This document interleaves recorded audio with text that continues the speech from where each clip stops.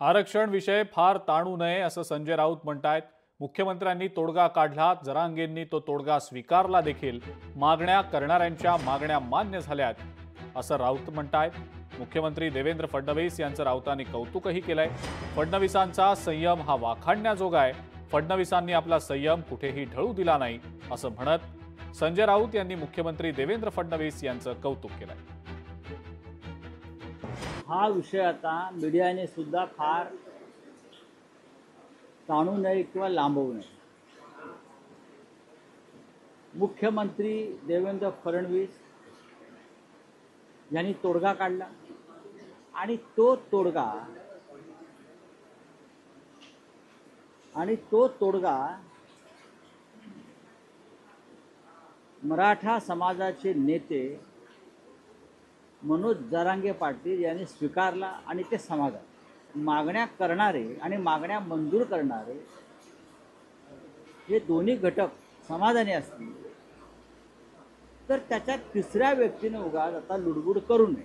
स्वतः मनोज जरांगे पाटील यांनी काल स्पष्ट केलेलं आहे की जो मसुदा त्यांच्या समोर आला किंवा जो GR त्यांच्या समोर आला त्याबाबत ते समाधानी आहे, समाज समाधानी आहे। मुंबई शांत आहे, सर्व समाजामध्ये शांतता आहे। पण मी वारंवार सांगतो या सगळ्या प्रक्रियेमध्ये मुख्यमंत्री देवेंद्र फडणवीस यांचा संयम हा वाखाणण्यासारखा आहे।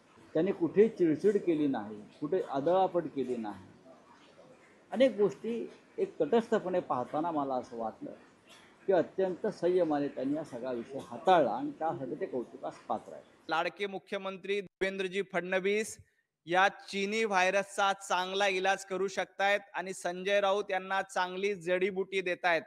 त्यामुळेच कधी नव्हे ते संजय राऊत देवेंद्रजी फडणवीस यांचं अभिनंदन करतायत, कौतुक करतायत। ही अतिशय चांगली गोष्ट आहे।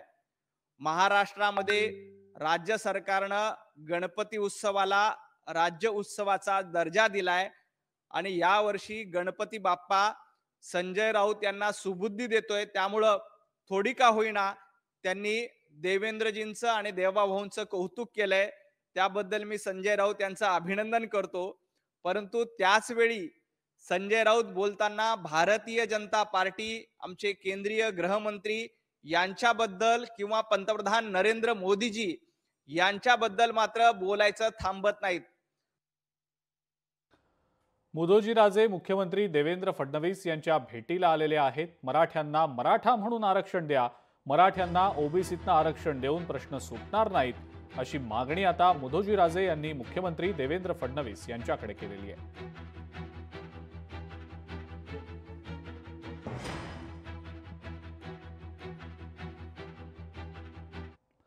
आरक्षण बचावासाठी आता ओबीसी समाजाची लगबग सुरू झाल्याचं पाहायला मिळतंय। नागपुरात ओबीसी वकील महासंघाची उद्या एक महत्त्वाची बैठक आयोजित करण्यात आलेली आहे। या बैठकीला विदर्भातले ओबीसी कार्यकर्ते, राजकीय नेते उपस्थित राहणार असल्याचं समजतंय। न्यायालयीन लढाई संदर्भात या बैठकीमध्ये चर्चा केली जाणार असल्याचीही माहिती मिळते।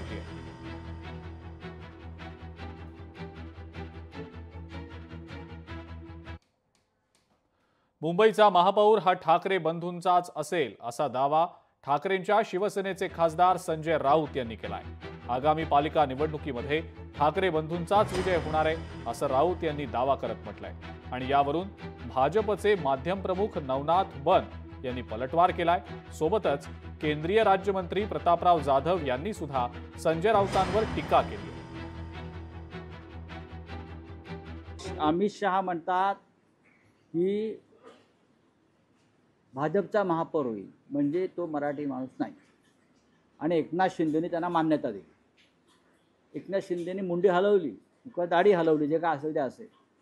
आम्ही म्हणतो माननीय उद्धव ठाकरे आणि माननीय राज ठाकरे यांच्या घट्ट युतीतून या मुंबईवर भगवा मराठी माणसाचाच फडकेल आणि मराठीच महापौर होईल। जा का उखडा ती उखडा आमची, हे मी शिंदेनाही सांगतोय आणि ते दिल्लीवाल्यांनाही सांगतोय। आमचाच महापौर होईल, मराठी माणसाचाच महापौर होईल।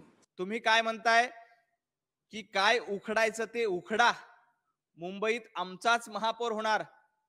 संजू भाऊ, विधानसभेमध्ये तुमचं सगळं काही उखडून सफाचट करण्याचं काम महाराष्ट्रातल्या जनतेनं केलेलं आहे.